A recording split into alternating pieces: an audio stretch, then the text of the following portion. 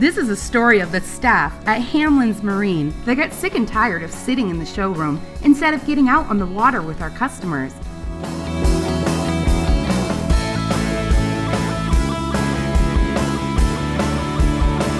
Hamlin's Marine, Saturdays on the water. Watch us all summer long to see if people that work together can actually play together. Rain or shine, we will travel to places you've only imagined. We'll find the biggest fish, the biggest waves, and the best food and drink on the water.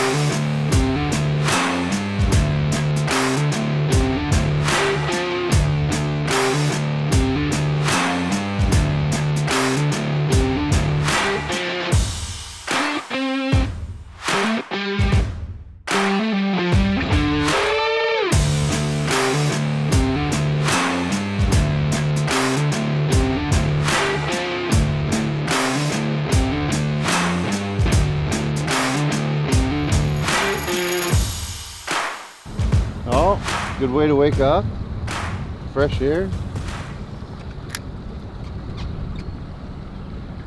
I haven't been on this river. Is this the Wiscasset River?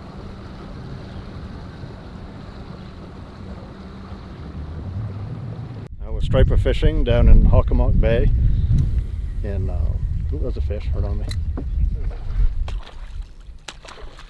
Eat it.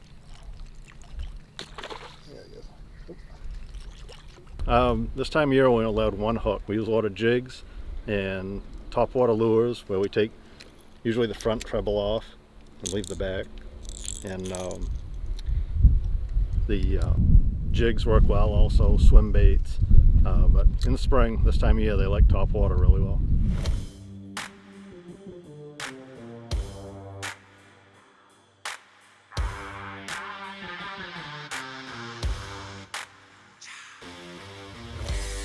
I've been guiding, I think, 26 years.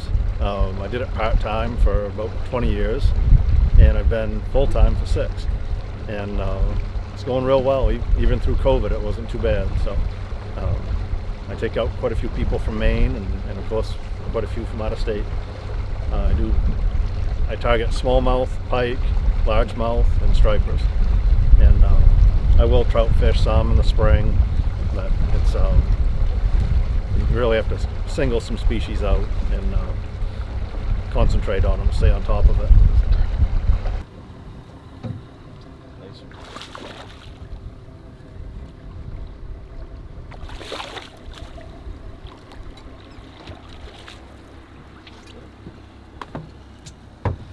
Beauty.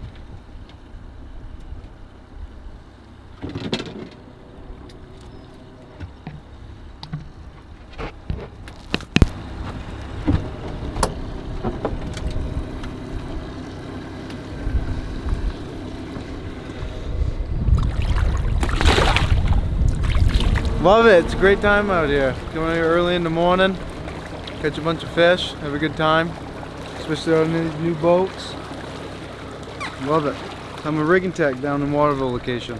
Rig up all the new boats, new motors, Yamahas come in, put them on the new boats, get them ready for the customers, get them out on the water. They're ready to roll, have some fun.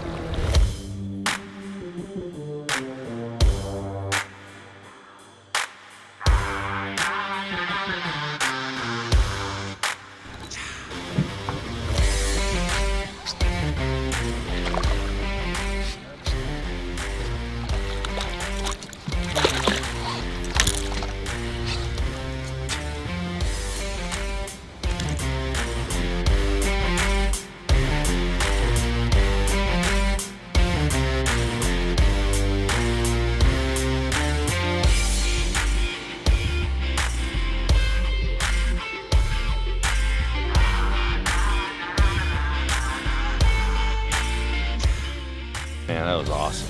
What a fight. great morning. Good start.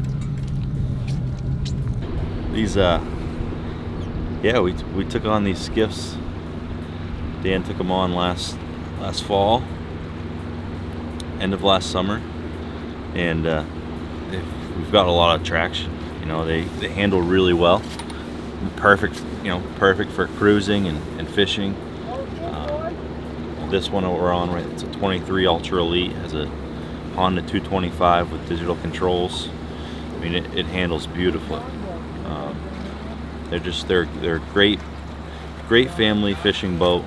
You know, you can load up. You have 13 people is the capacity, I believe, on this boat, maybe 15.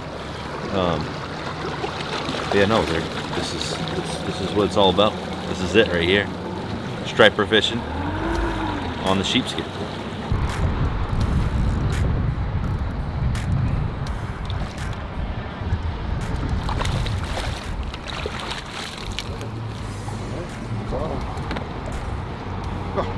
Can't get much better than that, can you? Nope, not at all. Good. What I do for Hamlin is I deliver customer boats. I pick up customer boats from landing in the fall, deliver them in the summer. Somebody needs, you know, their boat brought back for maintenance or work. I also pick that up as well. And downtime, when things get a little bit, I mean, after we get the boats out, what we do is we work in the yard. Basically, it's a constant work because we need to keep the yard nice and clean and, you know, looking neat. We always shuffling boats around, preparing boats to be rigged for new boats, and getting new boats in and taking them off the tractor trailers. I mean, there's just a number of things we do. Run for parts, run here, run there, run all over the state of Maine, and I've actually made a few trips to Rhode Island and Jersey picking up boats, some of the new canoes they're selling. Very little work in the shop. Once in a while I might help one of the mechanics do something, hold something for them, but basically don't get into the mechanical part of it. Just simply customer service on the boats and the landings.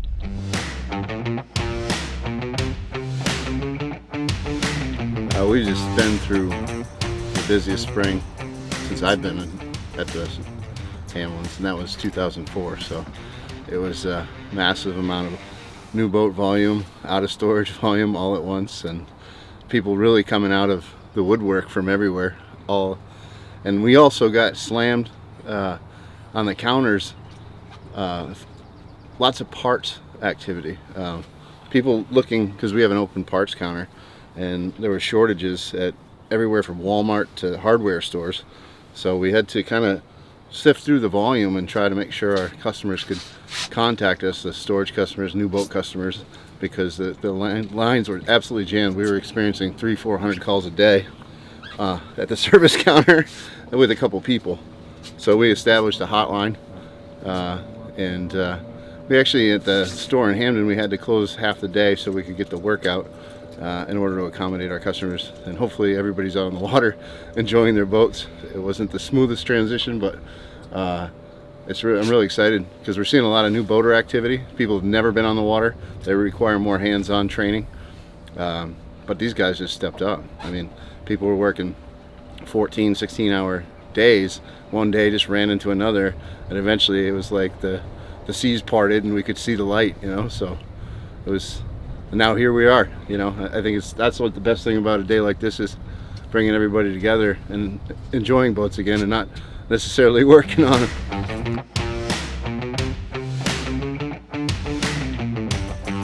When the pandemic struck our business, it shut us down, and our initial reaction is this is going to contract our business. So we had to make some tough calls, and then thankfully there were some smart moves in legislation through the PPP loan, so it gave us some confidence. And once we started opening up, once the sun came out and people started buying, everything was done kind of curbside or remote. We'd prep the boats and we would drop them off and instruct people over the phone, but the traffic just started picking up, and it was really unbelievable because we went from a really negative outlook to this surge. And so that's when we saw across the board, everybody in the recreation industry saw that and tried to react to it. And we've had to implement all sorts of new technologies in our business to accommodate that. So we've got more digital sales opportunities. You know, we use Zoom calls, we use texting through the website, just to make it convenient for customers to communicate. With all the resources they have online, they're doing all their own research. So it started becoming almost order taking, which is frustrating, because you know we really like to give the expertise we have to sell the boats and make sure they're getting the right fit. But I mean, the consumer has a lot of resources at their fingertips as well.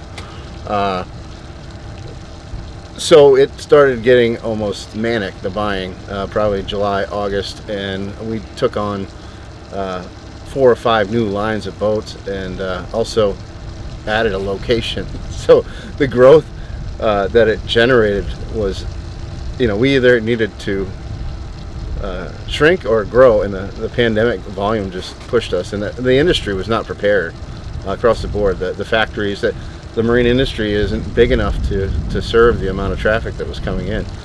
So then there was spot shortages on motors, trailers, boat companies. Most of the boat companies were down to about 50% staff, so all the freight was delayed. People were very patient, you know, so that was my other concern. We're used to making promises and keeping promises, but the information kept changing. So I really want to thank our customers for being flexible, and you know, we've delivered and sold over the last year, you know, the highest volume we ever have, and we're working now to improve our parts and accessories departments, our service departments. We're beefing up the back end administration to support the guys that are on the front lines, because you know this takes technology, it takes communication to serve the amount of customers that we have. You know, we have over 700 boats in inside storage, and it's growing every year, and so we have to grow with that, and I think it's a permanent shift. So the other thing we're seeing is a surge in new faces, people moving to Maine.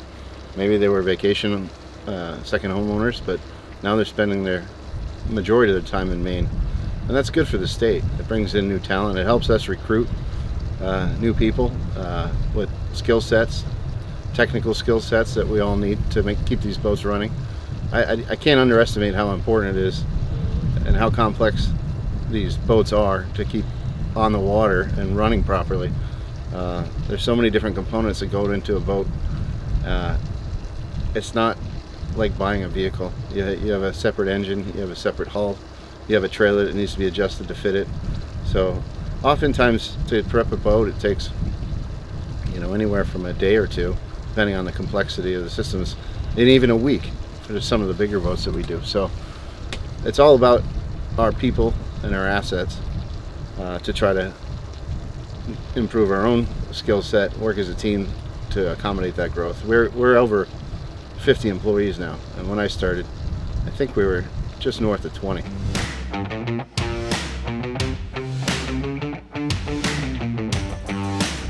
So we are on the 20 HFC Sea Chaser.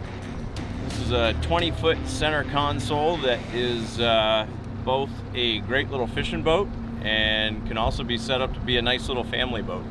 So it's a good size in that it's trailerable. There's bow cushions so people can relax and lay out. You can set it up with a ski tow. You can also do a T-top or a bimini on this boat. Makes it a great do-all kind of Maine fishing boat for a family. They can get out and do some water sports and then do some fishing and get it all in one package.